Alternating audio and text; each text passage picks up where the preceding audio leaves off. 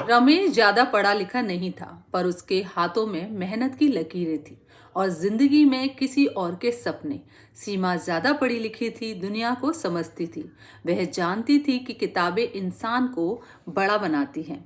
रमेश बहुत मेहनत करता था। वह चाहता था कि सीमा भी कामयाब हो, अपने सपनों को जिए। पर उसने कभी यह नहीं सोचा कि एक दिन वह सपना उसे पीछे छोड़ देगा। जब सीमा कामयाब हुई तो पति उसे कम पढ़ा लिखा और नाकामयाब लगने लगा।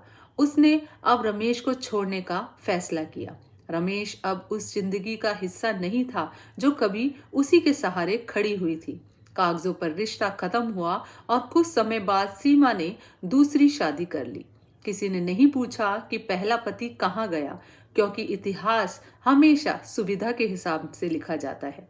रमेश ने कोई सवाल नहीं किया, कोई इल्जाम नहीं लगाया। दूसरी शादी के बाद सीमा की जिंदगी चल पड़ी। नई तस्वीरें, नई मुस्कानें, नई दुनिया। और रमेश वह वहीं रह गया जहां से उसने सब कुछ शुरू किया था। घर में सब कुछ वही था, बस वह आवाज नहीं थी जिसके लिए वह सालों तक खुद को भूलता रहा। कभी कभी वह आईने में खुद को देखता और सोचता, क्या मैं इतना बुरा था? उसने किसी से कोई शिकायत नहीं की, क्योंकि उसे पता था उसका दर्द अब कोई नहीं समझ सकता। अब उसे समझ आ गया था, कुछ लोग छोड़े नहीं जाते, बस धीरे धीरे अकेले रह जाना सीख जानते हैं।